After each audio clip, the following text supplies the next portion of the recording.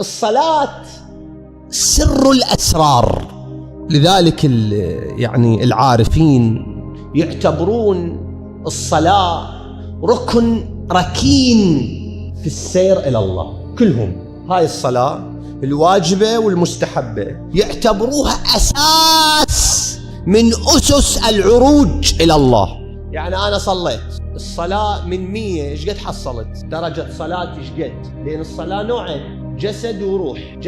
جسد الصلاة هاي قيام وقعود وركوع وسجود وسلام وقنوت وتكبيرة الإحرام، هاي جسد الصلاة. هذا يعني خلينا نقول باللغة الأكاديمية عليه 50. روح الصلاة إيش قد عليه؟ روح الصلاة يعني شنو روح الصلاة؟ يعني شغلتين: حضور القلب في الصلاة واحد، وأن تنهى صلاتي عن الفحشاء والمنكر. إذا نجحت بهاي ونجحت بهاي أنا حصلت من 100 يعني من 100 حصلت 100 بركة. ليش الإمام الصادق شو يقول؟ يقبل من صلاة العبد، يعني حصل درجة، يقبل من صلاة العبد ما أقبل على الله بقلبه فيها. مرة ينقبل بس الركوع، ومرة ينقبل السجود والركوع، ومرة ينقبل بس سبحان ربي ودق الموبايل.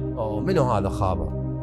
هسه أنا قلت الأعلى لو العظيم، هاي شنو هسه أنا هاي الثانية لو الثالثة. راح وين؟ الروح انقطعت، روح الصلاة انقطعت. ظل شو يسوي؟ يقوم ويقعد. ليش يشك هو بصلاته؟ ليش يشك بصلاته؟ هو لو قلبه يم صلاته يشك؟ ما يشك، بس وين يفكر؟ باع واشترى، ضيع المفاتيح، وين خلاهن؟ بالسيارة لو على اللوكر. هاي شو هاد؟ يصلي بصف التلفزيون والأخبار صار هيك فلان تفاوض اخذ ولا بس هاي يتفاوض من صدق بده خاف يصيرون ضد فلان او شنو صلاة.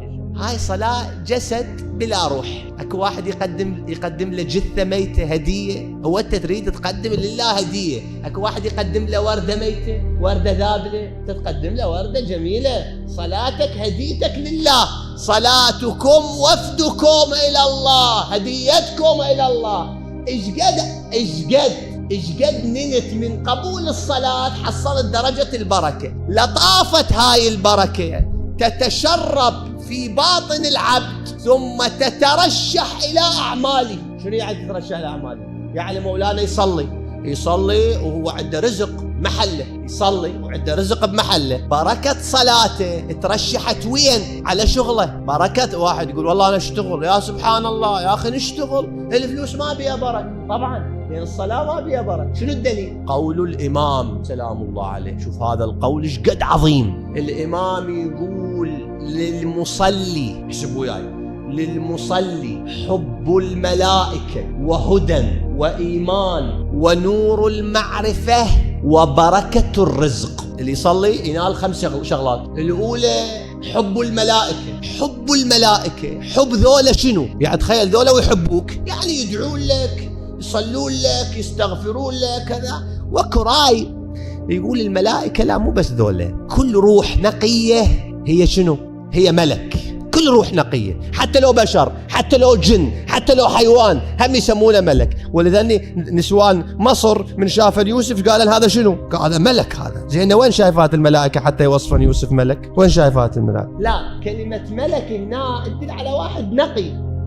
للمصلي حب الملائكة وهدى، الصلاة تهدي إلى الحقيقة، وإيمان، الصلاة تؤدي إلى اليقين والإيمان والتصديق، ونور المعرفة. هاي شلون؟ شنو نور المعرفة؟ يعني هي الصلاة بها درس؟ الصلاة بها علم؟ شلون الصلاة تؤدي إلى نور المعرفة؟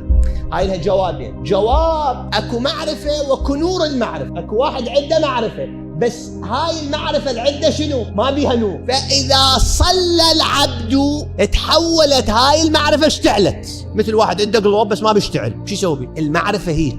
واحد عنده معرفة بس ما عنده اتصال مع الله، ما عنده وصال مع الله، ما تشتعل هاي المعرفة. بس إذا صلى هاي المعرفة الكسبة راح تشع. هذا واحد. والجواب الثاني نور المعرفة، لا، هي الصلاة تعرف الإنسان. شلون؟ هي الصلاة. الإنسان إذا صلى صلاة حقيقية الله يعلم. شلون يعلم؟ الله ما يعلم بكتاب، لا، ليس العلم بكثرة التعلم، إنما العلم شنو؟ نور يقذفه الله في قلب من يشاء. يقذفه. خلاص هسه ما قال مثلا مرة قال فسالت أودية بقدرها، سيلان هيك يمشي الماء على كيف ويوصل. ومرة قال تتفجر الحكمة. شنو تتفجر الحكمة؟ يعني خلاص بلحظة طقت، بلحظة طقت، يصير قادر. هو المعرفة هيك يقذفه، خلاص فاجأة بالمعرفة. هجم الإمام علي يقول هجم عليهم العلم، هجم عليهم بعد ما يعطيهم مجال. يقول تتفجر الحكمة من بين ألفاظه، ما يدري بنفسه، يسولف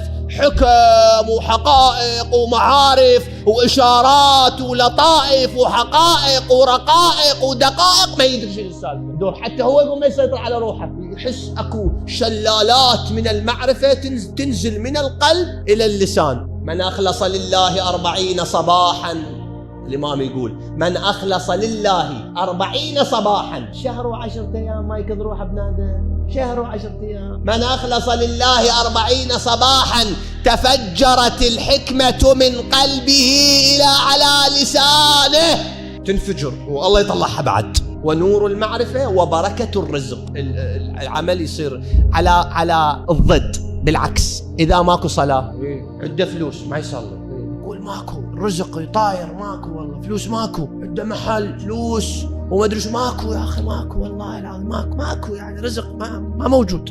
طبعا رزق أكو، بركة ماكو. يجمعهن وطقه مرض، صرفهن على الدكتور، جمعهن وطقته خسارة وراحن، جمعهن صار عنده حادث. ليش؟ صلاة ماكو.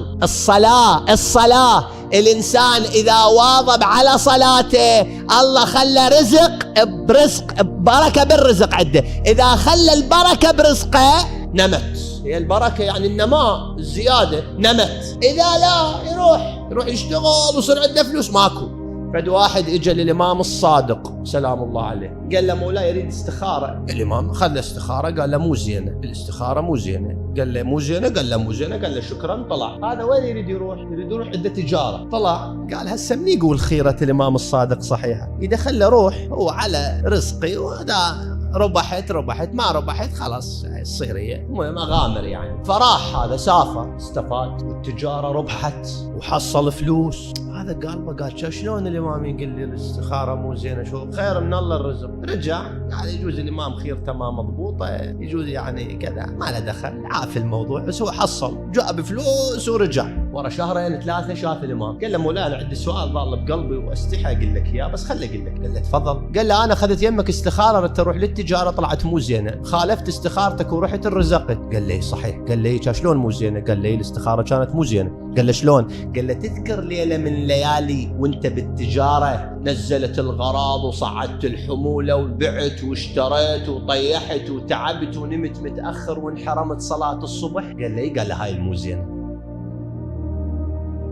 الخيرة مو زينة مو معناها ما تحصل فلوس، الخيرة مو زينة معناها انحرمت صلاة الصبح، هاي المو زينة. كانت مكيف محصل لك كم فلس وشيلي وحصل، وهي كلها العدة قوان فلوس والباع عنده فلوس، تاليها 1.5 متر تتساوى يعني. الصحيح البركة وين؟ بصلاتك. أنا قلت لك استخارتك مو زينة لأن راح يجي يوم من الأيام راح تفوتك صلاة الصبح، واللي تفوت صلاة الصبح يخسر خسارة حقيقية لا نظير لها، لو خاسر له 20 مليون ولا خاسر هالركعتين. يشتغل صاحبنا يابا صلي، إيه والله غير شغل هسه أنا أقدر أصلي، شنو أقدر؟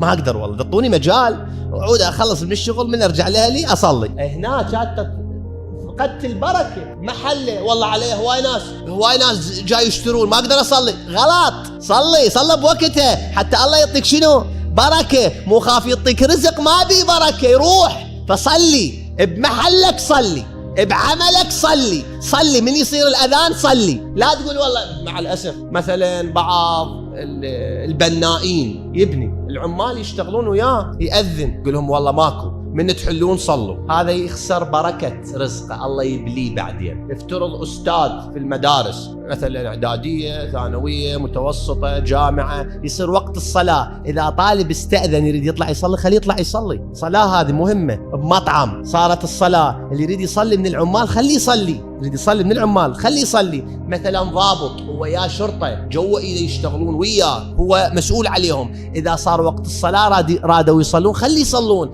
الصلاة بركة، الصلاة سر توفيق العبد، لا واحد يوقف بباب درب رب العالمين، هذا يصير قاطع طريق الله.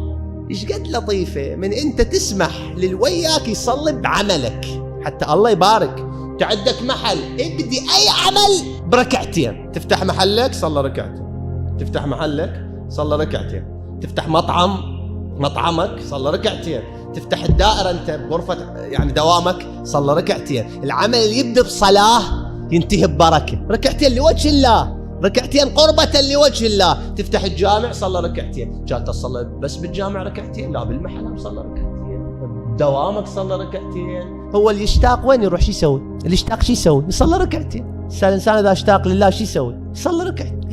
يعني أنت مثلا تمشي بالشارع حسيت بنفسك مشتاق لله، اطبق على أقرب جامع صلى ركعتين واطلع. هاي راح والله عجيب. يقول له رسول الله، يقول للبلال هسه احنا يمتى نوصل لهاي الحالة ما أدري، قضت الدنيا وما واصلين لها. واحدنا صار عمره 30 سنة 40 سنة وما ذايق هاي الحلاوة، يقول له أرحنا بها يا بلال. عجيب، يعني أذن خلصني أبدا ارتاح. احنا نشتاق لله، قلبك يعصرك، يريد وصال الله، يريد قرب الله. إذا عندك هاي الحالة اشكر الله، وإذا ما عندك تصنعها إلى أن تحصلها. تعشق، اقرأ مناجاة المحبين، اقرأ دعاء، شوية قرآن، شوية صل على محمد وآل محمد، شوية استغفار، شوية سبحان الله والحمد لله، سولف إلى أن الله يسمع ضجيجك. يقولون هذا جرة جذبة. شنو؟ أنا قاعد ببيتي يجي طفل يدق الباب، طفل يدق الباب من ورا خشمه ويشرد، أقوم أفتح الباب؟ ما أفتح الباب، أنا طفل ما بس أقوم أفتح الباب، قبل لا أفتح الباب يروح. بس إذا دق الباب حيل أقوم أفتح الباب شوف من ورا الباب. أنا أدق الباب مال الله شلون؟ من ورا خشمه. يصلي ركض.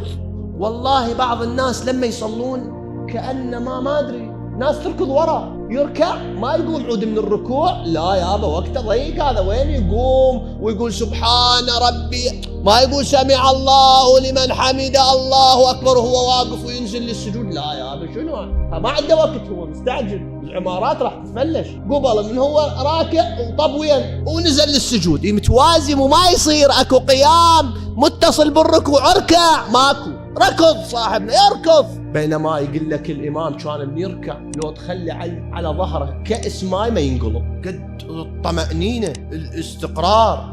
وحدة من الأشياء اللي ترفع وحشة القبر أو ضغطة القبر هي الاستقرار في الركوع والسجود. يعني من يركع شنو؟ الطمأنينة، مستقر هادئ. من يسجد هادئ. بعضهم ما يدري شو يحكي لكثرة العجلة في صلاته.